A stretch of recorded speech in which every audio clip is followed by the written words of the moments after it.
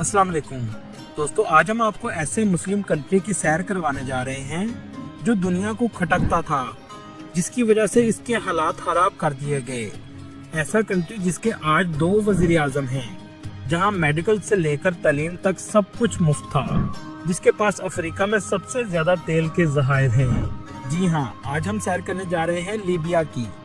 इस कंट्री के लोग मुअम्मर कज़ाफ़ी के बाद कैसी जिंदगी गुजार रहे हैं, मुअम्मर कज़ाफ़ी कौन सा अजूबा बनाने जा रहा था, इस कंट्री की तारीख क्या है और इस कंट्री के तारीखी मकामात कौन से हैं, ये सब कुछ जानेंगे आज की इस वीडियो में। चले अब निकलते हैं लीबिया के एक शानदार सफर पर।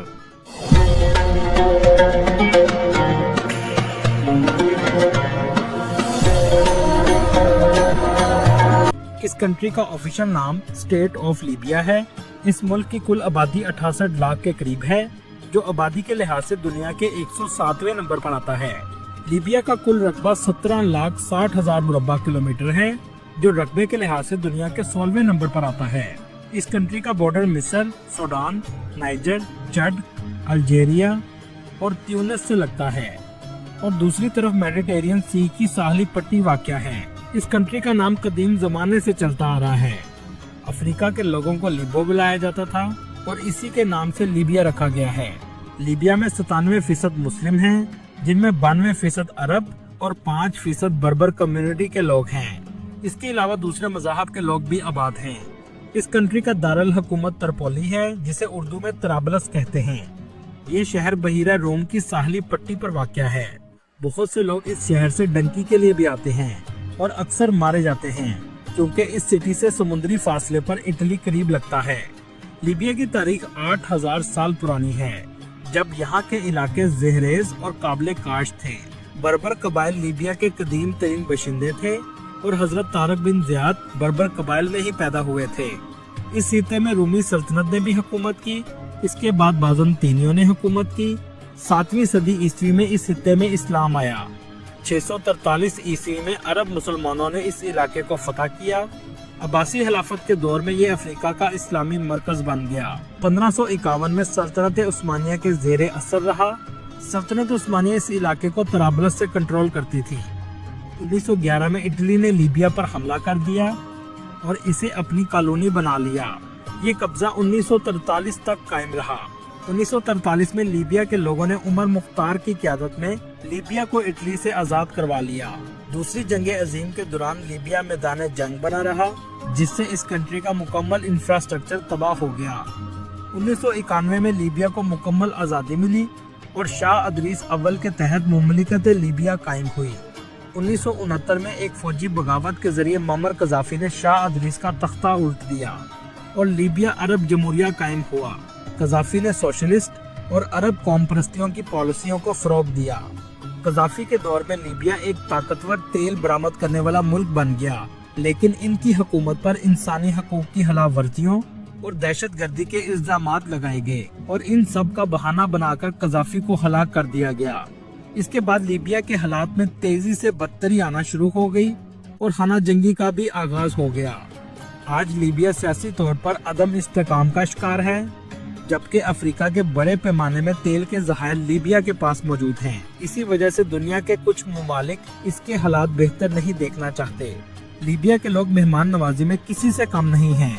किसी के घर जाना हो तो चाय और खाने की दावत आम रवायत है। मेहमान से अच्छा सलूक इस्लामी और कबायली इक़्तिदार का हिस्सा है। मुश्किल हालात से गुजरने के बावजूद यहाँ के लोग रवायात और सकाफत से जुड़े हुए हैं और बेहतर मुस्तकबिल के लिए पुरउम्मीद हैं। लीबिया में तकरीबन 18,000 के करीब इंडियन आबाद हैं, लेकिन लीबिया में इंडिया की एम्बेसी मौजूद नहीं है।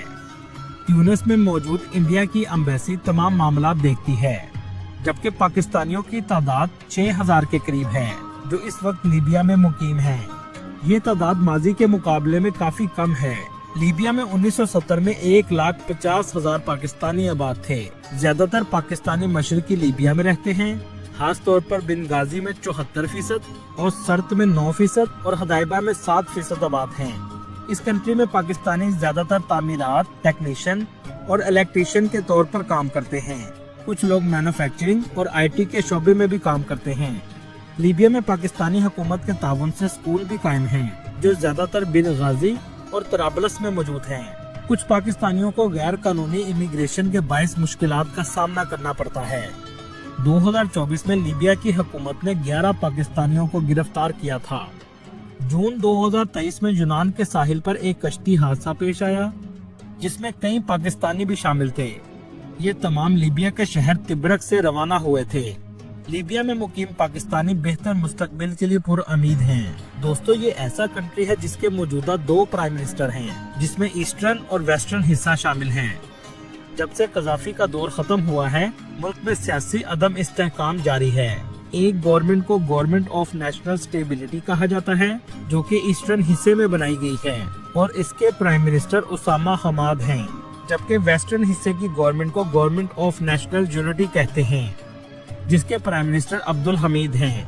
दोस्तों, वैसे कैसी अजीब बात है, हुकूमतों के नाम स्टेबिलिटी और यूनिटी से रखे हुए हैं और ये दोनों चीजें इस मुल्क में मौजूद नहीं हैं। इस कंट्री की जीडीपी $50 बिलियन है, जबकि यहाँ के लोगों की सालाना आमदनी $7,300 है। इस कंट्री में इस्तेमाल होने वाली करेंसी लीबियन दिनार है, जो पाकिस्तानी 56 रुपए के बराबर है और इंडियन 18 रुपए के बराबर है। इस कंट्री में सबसे ज्यादा अरबी जुबान बोली जाती है। इसके अलावा लोग इटालियन जुबान भी बोलते हैं। दोस्तों, 1995 तक 18 लाख लोग इसका सालाना विजिट करते थे, लेकिन अब ये तादाद बहुत हद तक कम हो चुकी है। टूरिस्ट सबसे ज्यादा तराबलस सिटी में आते हैं। ये है तराबलस सिटी का एयरपोर्ट। इस शहर की गलियां आज भी तारीखी मंजर पेश करती हैं। इस शहर में आपको चंद ऊंची इमारतें नजर आएंगी, ज्यादातर तारीखी घर और पुरानी गलियां देखने को मिलेंगी। इस्लामी सकाफत आपको हर जगह नजर आएगी। यहाँ के लोग काफी बहुत शौक से पीते हैं। दोस्तों, यहाँ आपको एक बात बताता चलूं, तरपोली लेबनान का भी सिटी है और लीबिया का भी सिटी है। दोनों कंट्रीज में एक ही नाम से शहर मौजूद है। इस शहर में था जो आज भी असली हालत में मौजूद है। इस सिटी के मेन स्क्वायर को शोहदा चौक कहा जाता है, जो शहीदों की याद में बनाया गया है। आर्किटेक्चर अंदर से भी बहुत खूबसूरत है। आपको अगर जिंदगी में तराबलस जाने का मौका मिले तो कदीम दौर की याद ताज़ा करवा देगा। तंग गलियां और बाजार इस जगह मौजूद हैं, जहां आप लीबिया के लोगों की सकाफत को करीब से महसूस कर सकते हैं। इस कंट्री के लोग मछली बहुत शौक से खाते हैं। यहाँ आपको मछली मार्केट भी बहुत बड़े पैमाने पर नजर आएगी। अगर आप रूमी सल्तनत के दौर के आसार देखना चाहते हैं, तो आप लिप्टस में मौजूद हैं। लिप्टस एक रोमन देवी का नाम था। रोमन स्क्रिप्ट भी देख सकते हैं कि वो लोग कैसे लिखते थे और पढ़ते थे। ये दीवारें और पिलर रोमन एम्पायर के दौर की हैं, जो आज भी कायम हैं और सबसे ज्यादा तादाद में आबाद हैं। ये मेडिटेरियन सी के किनारे वाक़ है। इस शहर की कुल आबादी 8,50,000 के करीब है। इस शहर से समुद्र का नज़ारा बहुत खूबसूरत है। एक जमाने में ये इलाका यूनान के अंडर था। तिब्रक वाक़ है। इस शहर में बहुत से मिस्र के लोग भी आबाद हैं। इस शहर की आबादी 1,20,000 के करीब है। ये वही इलाका है जहां दूसरी जंग अजीम में सबसे ज्यादा लोग मारे गए थे। आज भी इनके कब्रिस्तान इस इलाके में मौजूद हैं। दोस्तों, यहाँ से आपको बताते हैं कर्नल कज़ाफी ने इस मुल्क को कैसे चलाया। ये सुनने के बाद आप इसका फैसला खुद करेंगे कि ये मुल्क के लिए अच्छा था या बुरा था। दोस्तों, यहाँ आपको एक बात बताता चलूं, कर्नल कज़ाफी पैदा तो गरीब खानदान में हुआ, जब मरा तो $200 मिलियन का मालिक था। कर्नल कज़ाफी ने इस मुल्क में इस्लामिक निज़ाम नाफिज किया। ऑयल से आने वाला पैसा अपने मुल्क पर लगाया, जिससे मुल्क की तरक्की की रफ्तार में तेजी आई, जिसमें कुछ सहूलियात हैरान कर देने वाली थी। पूरे मुल्क में सबको फ्री मेडिकल और तालीम भी हर बच्चे को फ्री दी जाती थी। कर्नल कज़ाफी से पहले तालीम की शरह 25% थी, जो बाद में 87% तक चली गई। कारोबारी लोगों को बगैर सूद के पैसा दिया जाता था। कर्नल कज़ाफी की गवर्नमेंट ने 1980 में साफ पानी हर घर तक पहुंचाया, जो उस वक्त दुनिया का सबसे बड़ा वाटर सप्लाई सिस्टम था। दोस्तों, कर्नल कज़ाफी जब भी किसी कंट्री का सफर करते थे, अपना बुलेट प्रूफ टेंट साथ लेकर जाते थे और इसी टेंट में ही रात गुजारते थे। कर्नल कज़ाफी के सबसे अहम गार्ड्स औरतें थीं, क्योंकि कर्नल कज़ाफी का मानना था कि औरतों पर गोली कोई नहीं चला सकता। दोस्तों, क्या आप जानते हैं लाहौर के क्रिकेट स्टेडियम का नाम भी कर्नल कज़ाफी के नाम से रखा गया है। 1974 में इस्लामिक ममालिक की कॉन्फ्रेंस लाहौर में मुनक्कद हुई। मुअम्मर कज़ाफी ने इस स्टेडियम में खिताब किया और पाकिस्तान के हक में बात की, जिसके बाद इस स्टेडियम का नाम कज़ाफी स्टेडियम रख दिया गया। लीबिया का ज्यादातर हिस्सा सहरा पर मुश्तमिल है, लेकिन इस सहरा में लीबिया ने ऐसी पाइपलाइन डाली जिसे दुनिया का 8वां अजूबा भी कहा जाता था। 1960 में जब तेल की दरियाफ्त के लिए खुदाई करवाई गई तो तेल से ज्यादा कीमती चीज ताज़ा पानी के ज़खायर दरियाफ्त हुए। जहां बारिशें नहीं होती थीं, वहां इतना बड़ा पानी का जहीरा मिलना किसी मौजज़े से कम नहीं था। ये ज़खायर इतने बड़े थे कि अगर इसे पूरी दुनिया भी इस्तेमाल करे तो 40 साल में भी ये खत्म ना हो। कर्नल गद्दाफी ने इस पानी का इस्तेमाल करने के लिए दुनिया की सबसे बड़ी वाटर सप्लाई का काम शुरू किया। सहरा में गर्मी भी बहुत पड़ती है, इसलिए नदी बनाना नामुमकिन था। इसलिए इसने जमीन के नीचे पाइपलाइन के अंदर नदी बनाने का फैसला किया।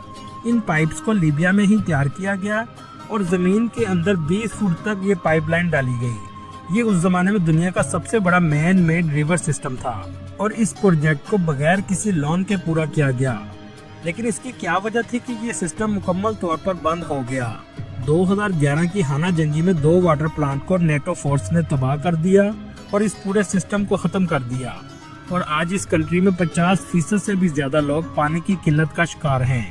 अल्लाह ताला पूरी दुनिया में मुसलमानों की मदद फरमाए, आमीन। दोस्तों, ये थी आज की हमारी इन्फॉर्मेटिव और दिलचस्प वीडियो। आपको वीडियो कैसी लगी कमेंट में जरूर बताइएगा और नए आने वाले दोस्तों से गुजारिश है हमारे चैनल को सब्सक्राइब और लाइक जरूर कीजिएगा। अगली वीडियो तक अल्लाह हाफिज।